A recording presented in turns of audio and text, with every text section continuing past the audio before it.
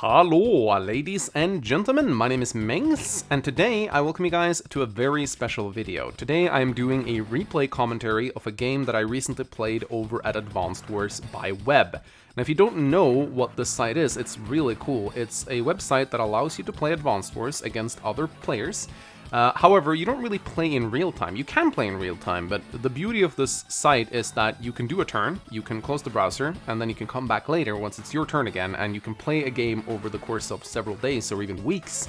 And it's actually a very enjoyable way to play Advanced Wars, because, you know, an Advanced Wars match takes a lot of time. You may not have time to sit down and play an entire match in one sitting, and that's where the beauty of this browser comes in. You can basically play a game, as I said, over a long period of time. Now, this site used to be pretty static. It didn't have a lot of animations, it was very stale, it wasn't very fun to look at, but recently they've actually added a lot of cool features. The animations are in the game now, so units will jump up and down, they'll move in real time, so it actually looks a lot more like the real game, which makes it a lot more enjoyable to watch and a lot more enjoyable to play. And you can save your replays, and you can go back and you can view the replays, which I think is really cool. So today, I wanted to show you guys a game that I played against a person named Kostariel, I think that's how you pronounce his name, and this map in particular was a very good map, and the match was very enjoyable. It has a very unexpected finish, which I'll show you guys. And the matchup is Olaf. I'm playing Olaf against Eagle, which I would say is a relatively balanced matchup. Now, one thing that I gotta inform you guys about, in case you haven't played Advanced Wars by Web before, it is a bit of a weird hybrid between Advanced Wars 2 and Dual Strike. It features commanders from every single game. So all the commanders are there, even the Dual Strike COs. However, for the most part, they will follow their Advanced Wars 2 rules. Unless they're Dual Strike COs, of course, then they have to follow their Dual Strike rules. But say, for example, Jess, a commander that was heavily buffed in Dual Strike, she still works the way she used to work in Advanced Wars 2. Olaf works the way he used to work in Advanced Wars 2, not Dual Strike. However, there are units from both games. As you can see, this map features black boats. You can build stealth fighters, you can build mega tanks. However, most of the time when you join a game, certain units will be banned. So for example, in this particular game, if we press the info tab right here, you can see the black bomb is pretty much always banned by default. However, every single other unit is allowed. Now, you may also notice that there's a new type of building on this map, the lab. It's not new, it's in the game, but it's usually not used in player versus player battles. How the lab essentially operates in this browser game is that the person who creates the game can decide to make certain units lab units. So you need a lab to build units, like say for example, you want Neo-Tanks and Stealth Fighters to only be available to a player with a lab. So you have to capture a lab to get it. Otherwise, the lab doesn't give you anything, it doesn't give you any income, it doesn't allow you to resupply your units. It gives you 3 defense, and if you have a lab captured, as I have right here, you get a little bit of vision. That's pretty much it. Now, before we jump into the first day here, briefly talking about the two commanders. Olaf, of course, he has no day-to-day power, he just ignores snow. However, whenever it rains, he treats the rain as snow. However, there is no random weather on this map, so there will be no chance of rain. His little power blizzard makes it snow. It's a relatively cheap power, pretty good. Whenever it snows, every other commander moves slower, except for on shoal, property, and road tiles. Now, this map actually isn't that great for Olaf, because as you can see, there's a lot of shoal tiles, a lot of properties, a lot of roads, so there's a lot of tiles here that basically ignore snow. However, I'm playing against Eagle. Eagle has better air units, and air units, of course, they get slowed down in the snow regardless. So this is actually, I'd say, probably a little bit of a better matchup for me. Eagle also has one of the best superpowers in the game in Lightning Strike. We never see Lightning Drive, it's a bad power. It just makes his aircraft a little bit stronger. This isn't Dual Strike Eagle, where he gets a mini Lightning Strike. But basically, if Eagle gets his superpower, he gets an extra turn, minus infantry, which is ridiculous. So you want to make sure you do not let him get that power before you get yours, especially with Olaf. Again, I would say that Olaf is a pretty good counter against Eagle, because he can make it snow, and that does shut down the Lightning Strike pretty hard. So, but still, this ended up being a really cool match. I ended up making a lot of mistakes, and I'm going to walk you through all those mistakes. So, yeah, we're just going to start here. I start off by building 2 infantry. Really simple, you always want to start with infantry. And then I move my black boat up. Each player starts with a black boat. I want to use this black boat to try and transport my infantry across the map, get some property advantages. Now, we will get to see his turns, however, we will only get to see his turns done in one move, so like this. I don't know why the replay works like this. You get to see his unit, you don't get to see his vision. And I don't get to see specific moves. I only get to see what he does over the course of our turn. We get to see my moves, but not his moves. Maybe the replay commentary or maybe the replay function will be improved over time, but this is how it works right now. So I start by moving my infantry down here towards the base. This is a great rule of thumb in Advanced Wars. Always go for the bases first, because if you go for a base, you get more bases, which you can use to build more infantry, which you can use to capture more property. So it's basically how you get your economy going. Send my other infantry over here. I'm uncertain whether or not I want to capture this harbor. I don't really think I'm going to build anything from it, but it might be good if I want to resupply my black boat. Black boats do actually run out of fuel pretty quick. They only have 60 fuel, so this is something you got to keep in mind. And I build more infantry. And then I also move my black boat towards him. One thing I forgot to mention about this map is that player 2 starts with an extra infantry. This is pretty standard in Advanced Wars by Web. It's a nice equalizer.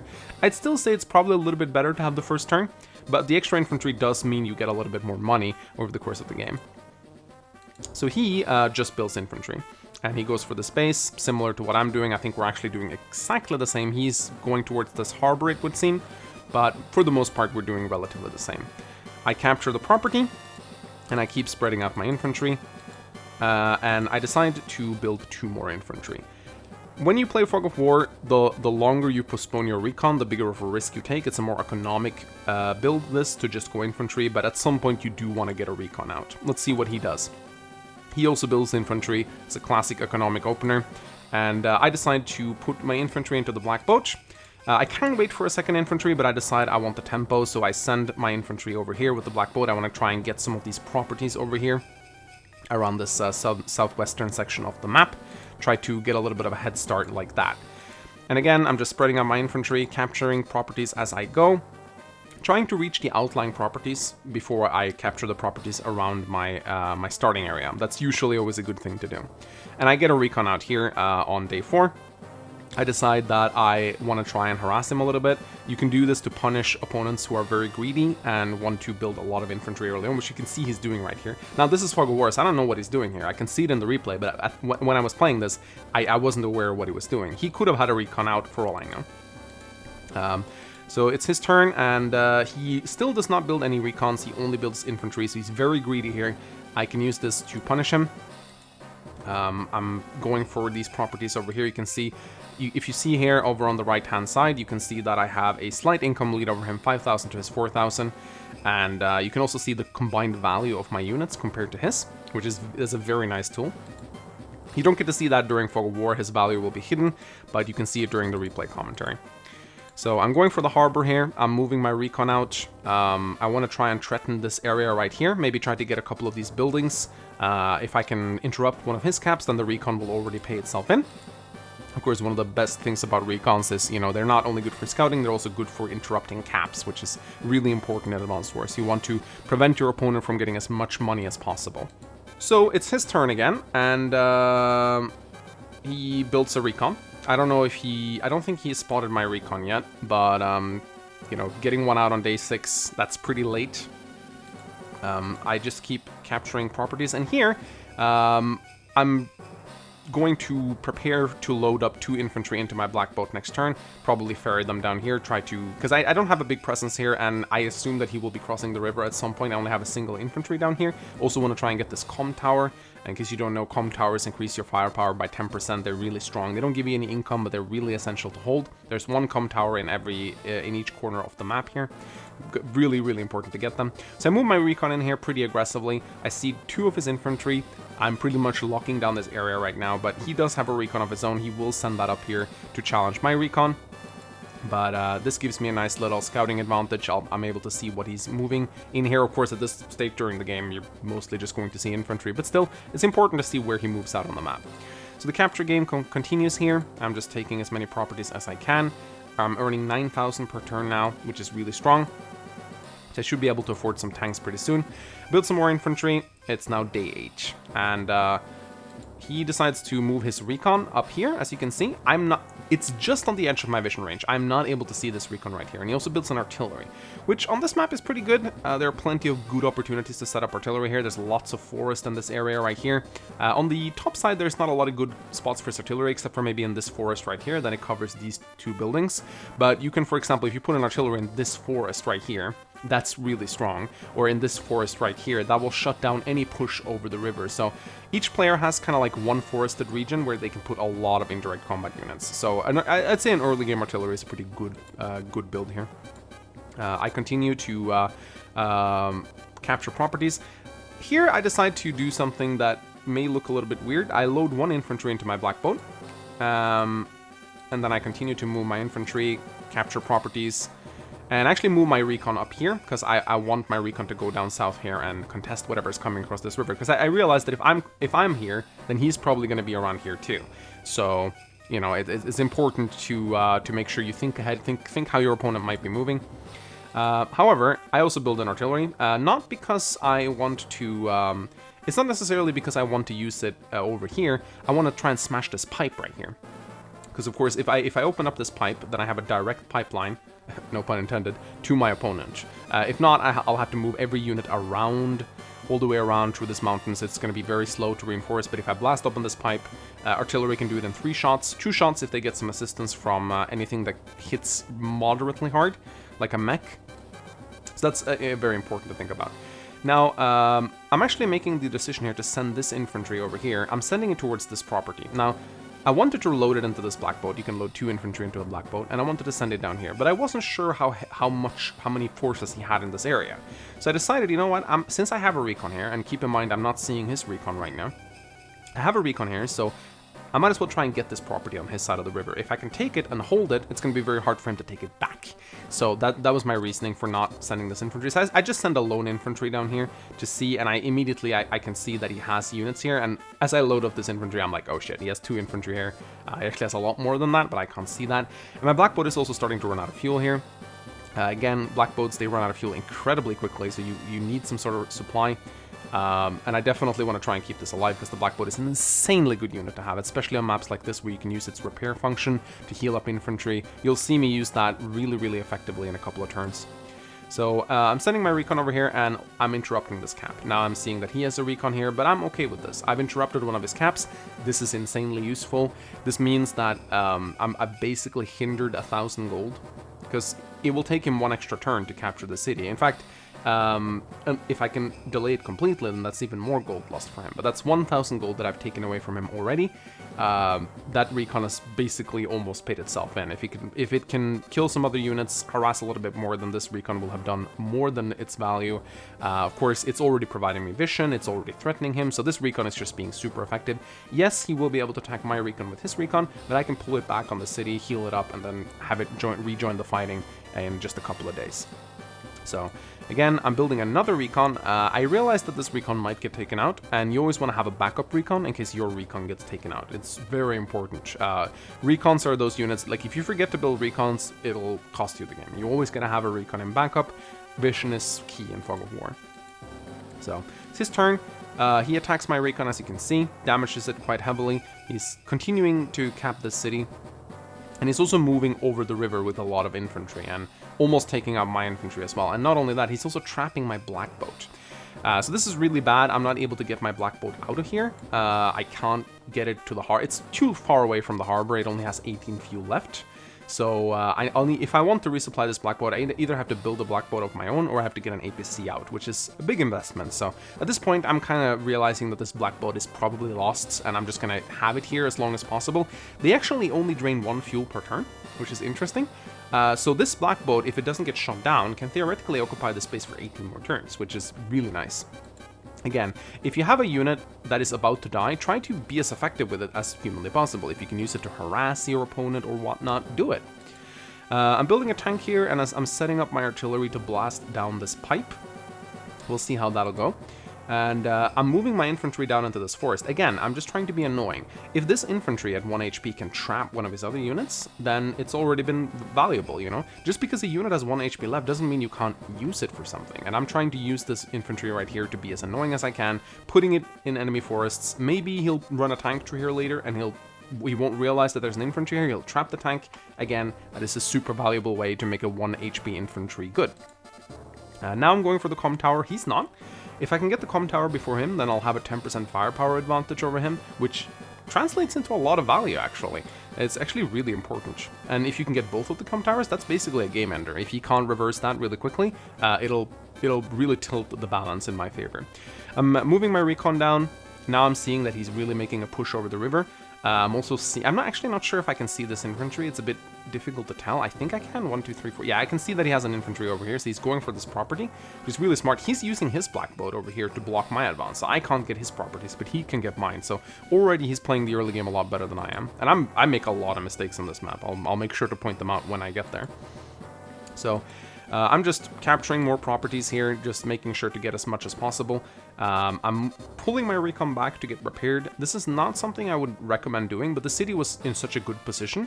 And I figured if I can get that recon up to 9 HP, it's going to be a lot more valuable in interrupting caps and so forth. Normally, I'm not a big fan of repairing my units, but in this case, I felt like it was the right thing to do. There's no way he can really follow me across the river here, so this recon is pretty much safe. Now you can see that I have a slight income lead over him, 12,000 to his 10,000, but I do have a turn advantage over him, so it might not be that representative of how the match is actually going. Now I'm capturing more properties over here, and I decide to be a little bit aggressive. I know there's a recon here, but I decide to go for this cap anyway. Now, it's like at this point it's probably most likely that he's going to interrupt this cap, but I figured I was gonna, he's very aggressive down here, so I figured I'll be a little bit pushy up here. Maybe that'll scare him a little bit and he'll divert some of his units up here, putting a little bit of pressure off the west flank. Sometimes mind games can be valuable. It's only a 1,000 worth infantry. I don't need to be super careful with it. I got some units backing it up, so we'll see how it goes. I'm also deciding to move over the river with this infantry, see how he responds to that. And I'm also bringing down my second recon. So now I have 2 recons right here. And those recons can take out his recon. And of course, he has a mech here, but that mech is going to take a while to get to the front lines. And if I can have 2 recons here, then every single infantry that he has is basically useless, because infantry can't threaten recons. So if I have a recon lead, it doesn't matter if he outnumbers my infantry by 5 to 1. It doesn't matter. He won't be able to do shit. I can just have a field day there. He'll need to get a tank up there or a mech. So, and I also get a mech of my own. I realize that mechs are going to be pretty valuable here. I don't have a transport copter or an APC to get it over there, but I'm fine. I know that it's going to take a while before this battlefield gets hot, so I know I have a couple of turns to move my mech down. Mechs are extremely cost effective. You should always try and build them whenever you can. They're very valuable. If you can use a mech to take out a recon or a tank, automatically it's earned in its value. So that's always really nice. So it is day 8, and let's see what Eagle decides to do. He attacks me quite predictably. He even attacks me with the infantry, but he wasn't quite able to interrupt the cap, and that's good for me. That means I can keep capping, I can join cap, or I can basically force him to spend a unit to try and interrupt this cap, which is really nice. I decide to go for the com tower. That's going to give me a big advantage. I don't think he has vision of my infantry with his infantry. He's taking a lot of my properties here, as you can see. He's capturing 3 of my properties, which looks really bad, but he's actually overextending a little bit here. He's also trapping my black boat. He has an artillery lined up, so my black boat is most likely dead at this point. But he is overextending. He's sending a lot of his units across the river. I have a artillery here and a tank on the way. So I will be able to repel this pretty easily. But I was a little bit worried here. So I put another of my infantry, this 1 HP infantry, which is still very much alive. I put it in the forest. I spot the artillery. So again, remember what I said earlier, when you have a 1 HP unit, use it as much as you can to be annoying. This infantry is not only blocking the forest, it's also scouting the artillery. No, it has alerted me to the fact that there is an artillery here. I need to be careful. I didn't see this before. So again, make your units be as valuable with them as humanly possible. If you can use a unit to harass your opponent, that's always great. So I'm continuing to cap. I've almost gotten every single property on my side of the map right now. I'm moving my recon in, and I'm interrupting this cap. So he's not going to get this cap over here. That is not going to happen. I'm moving my other infantry to reinforce. And I'm also deciding to get really aggressive with my recons here, and I'm attacking his recon. Now I don't see that he has a battlecopter on the way here. I knew, of course, fighting against Eagle, I knew that a battlecopter would show up at some point, but I didn't see it here. So I decided to get aggressive. I move in my recon, I move in my other recon, and I see his mechs, and I decide to attack him here. And already you can see here I'm applying a lot of pressure on this side, just like he's applying a lot of pressure on my side, but the difference between him and me is that I have fast units that I can pull back. He is committing with his infantry, so he's not really able to retreat as well as I can. and I decide to join these two infantry units together. This is something you should always do, join capping. So now, basically, he'll need to attack this with a fresh unit, or else I will get the property. And once I get it, it's very hard for him to get it back. It will most likely be a property that will be on my side for a majority of the battle, until he's able to completely push me out of that area. I decided to go with another artillery up here. This is a bit of a mistake. I should have built an anti-air. I realized this a couple turns from now. I realized that, hey, I'm playing against Eagle. A battlecopter is going to show up at some point. Instead of building these units, I should have built an anti-air. But hey, hindsight is 2020, I guess. Or should we say 2021 now? I don't know. So it's his turn. And again, he's really pushing forward hard here. And here I'm seeing, shit, it's a battlecopter. He's pushing hard across the river. But it's looking pretty bad for me here. You can see the combined value of my units right here is 51,000. His value is 54,000. He's a slight value lead over me. We have the same amount of income. He has one more unit than me. But I have a comm tower on the way. And that is a huge power changer. It's a huge game changer. And he's pushing across the river here, but it's not really like, what kind of units does he really have? He has one artillery that's out of position, and then it's all infantry. He doesn't have any tanks. He has one tank on the way, coming from here. But it's on the northern side that is really, really dangerous, or northeastern side, I should say. That's where he has a battlecopter that I can do nothing against. I realized that, you know, I'm not really going to be able to do a whole lot here. I don't know why he didn't attack me. I'm able to actually get this property now. I'm really confused. I guess he wasn't able to do more than 2 HP to my infantry. So I'm building another tank here. I'm moving this tank up here. I probably should have waited. I should have kept the tank in this area, honestly. I don't really know why I didn't do that, but I guess I thought maybe it would be quicker to run this way. I don't really know what my decision making was here. I make an attempt to trap his black boat. And I'm also capturing this property. So now I have this property. He's probably not going to get that property back. So I have an income lead over him right now. We'll see if I'll be able to maintain it, though. I pull my recon back to the city, and I also decide to pull my other recon back to my other city. Again, that's the advantage of recons, is that they're fast. You can use them to pull back. It's really, really nice.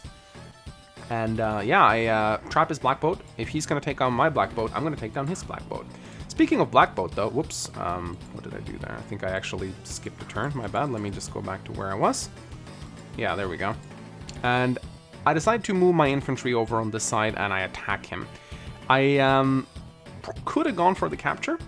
That may have been a smarter move. I don't really know why I decided to kill that infantry there. I figured I'm not going to get this anyway. I've gotten this building already. I'm not going to get another one. He's going to interrupt it, so I might as well use this opportunity to take out an infantry. I think that was my reasoning, but come to think of it, it probably would have been better to just cap. Cap is a good way of pressuring your opponent. So I take the comm tower, and this is actually one of the first big mistakes that I do here. I don't know why this... I should have attacked. I should have taken the comm tower before attacking. I don't know why I didn't do it. I think I attacked with this tank. I'm not entirely sure, but if I remember correctly, if I had taken this comm tower at the start of the turn and attacked, I think I would have been able to break through the pipeline on the first turn. Now I'm not able to do that, and that actually really annoyed me. So always cap your comm towers at the start of the match, or start of the turn. Really important to always remember that. I'm very bad at remembering that.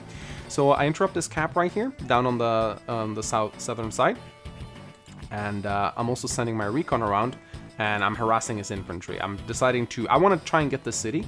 So I'm actually focusing on the infantry in the city, using my infantry to take down his infantry, and then I decided to do a cap. Now, actually, no, never mind. I didn't cap. I actually decided to attack. I was just about to say, sometimes it might be tempting to go for the cap, but if there's a big infantry melee like there is here, you probably want to focus on shooting down his infantry over capturing.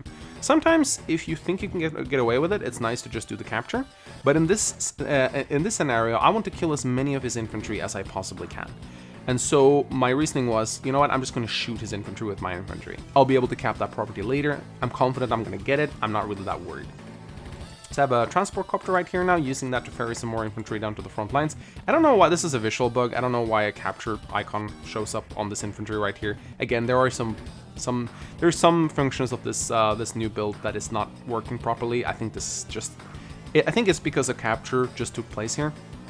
If you can see down in the bottom left corner, it's still showing the city as having 5 HP, even though I've interrupted the cap, so I think that's probably why. And again, this infantry right here, still alive, still being annoying, still scouting out, still blocking him. In fact, I think he might have trapped himself on it earlier. So again, this 1 HP infantry is being absolute king right here. Now, I'm using my black boat. I know it's probably going to die soon. I'm moving it out of range of the artillery. And I'm actually using it to repair my recon up to full HP. Again, black boats are fantastic like that. Normally, battle repairs are not super valuable, but in this case, having a recon on full HP makes it a lot better at interrupting caps. So, you know, I'm just going to use my black boat for as much as I can. Alright, so his turn again. He's now trying to take back his property. He has 2 battlecopters on the way, and I still don't have an anti-air ready. And I was really beating myself up over this. I remember when I looked at this, I was like, why have I not built the anti-air yet? Seriously, there's a battlecopter right here. I cannot do anything about it. He's going to push. He's going to kill me if I don't get an anti-air. I should have had an anti-air out 2 days ago. So that was a big mistake. However, I am pushing him quite back in the southwest. His push is completely stagnated. Kind of like my push is stagnating a little bit. And I also take a pot shot at his black boat right here. Would be nice to try and kill that. Now I'm trying my best here to interrupt this cap. I really want to try and hold on to this property for as long as I can. Here I noticed his battlecopter. I knew it was there, of course, but I decided to actually be a little bit aggressive. You shouldn't run away just because there's 1 unit you can't deal with. What a lot of players would probably do here in this situation is they would panic and they would go, oh shit, a battlecopter, I gotta get out of here, and they'd pull all their units back, completely ruining their momentum. Yes, this battlecopter will be a hassle. It'll be able to shoot down my recons, it'll be able to do some damage to my tanks, but at some point I will get an anti-air down here to deal with it. There's no sense in running away with every single one of your units. Don't panic just because there's 1 air unit. Eagle battlecopters aren't that scary. They're 15% better. They do 15% more damage. It's not that big a deal. Now, again, I'm just killing infantry wherever I can. I really want him to work hard to get this property. That's exactly what I plan on doing. Here, finally, the anti-air comes out. Way too late, but better late than never. Down on the southwestern flank, I am just cleaning up his infantry units right here. As you can see, I am absolutely demolishing him here.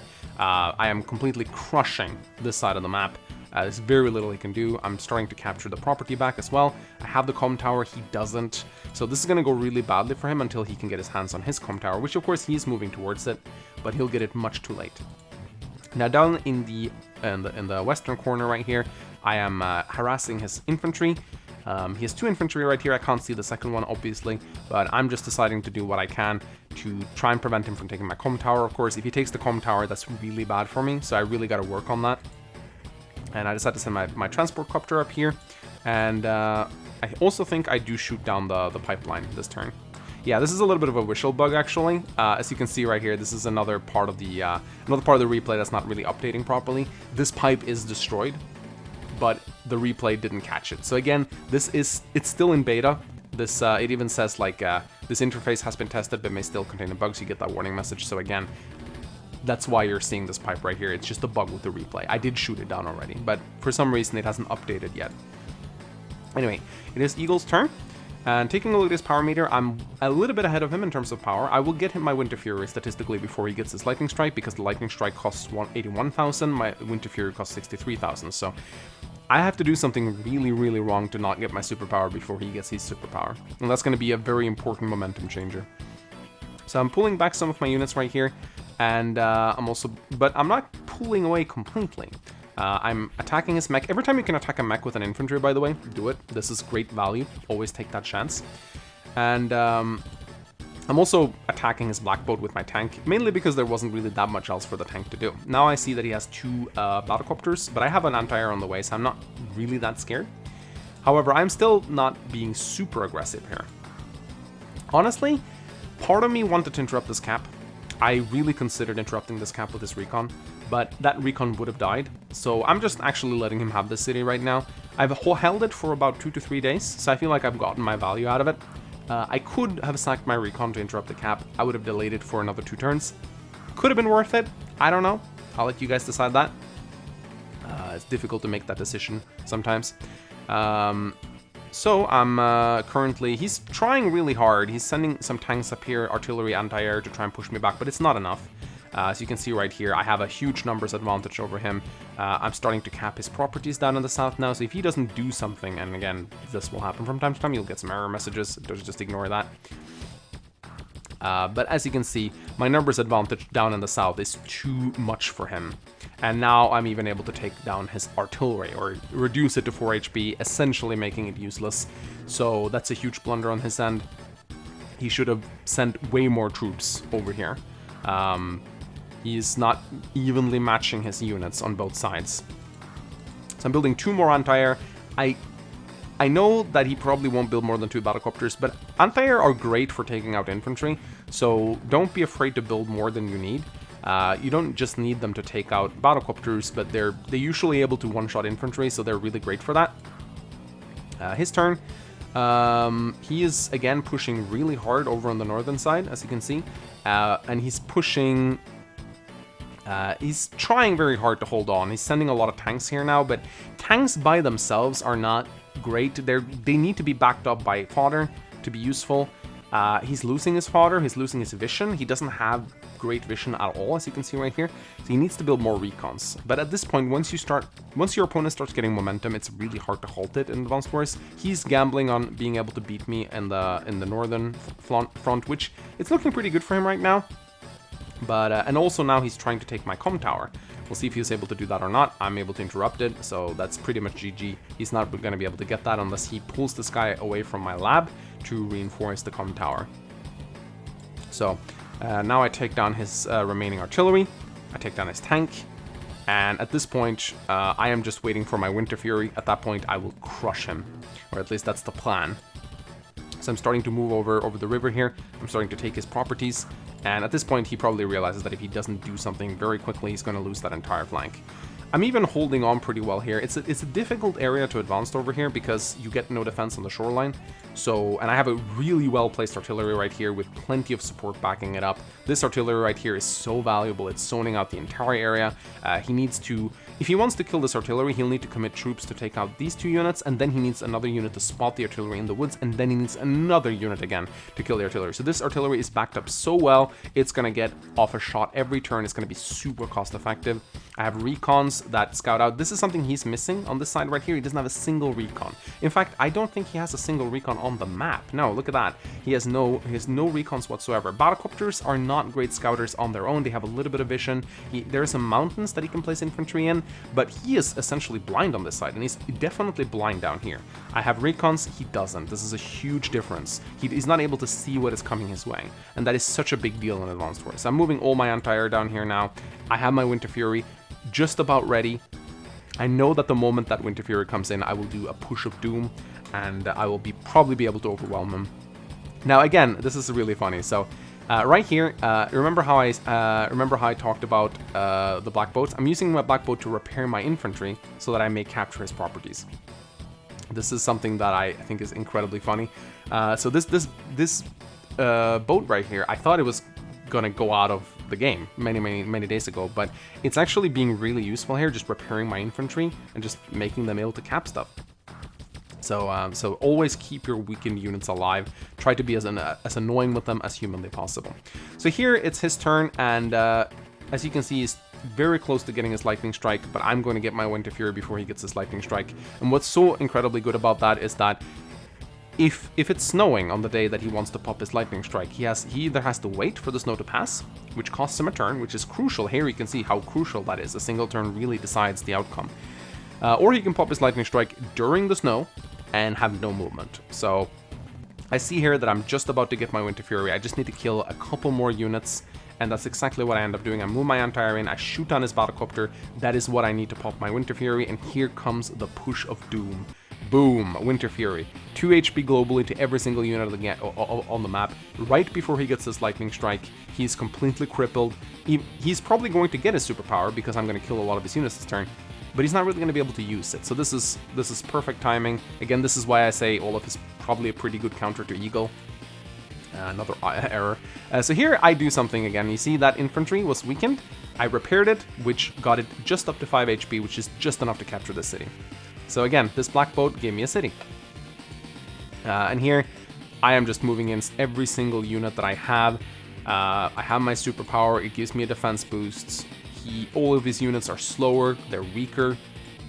So here I go for the juggler, both on the southern end And also on the northern end, my artillery takes down a mech. Again, this artillery is so cost effective.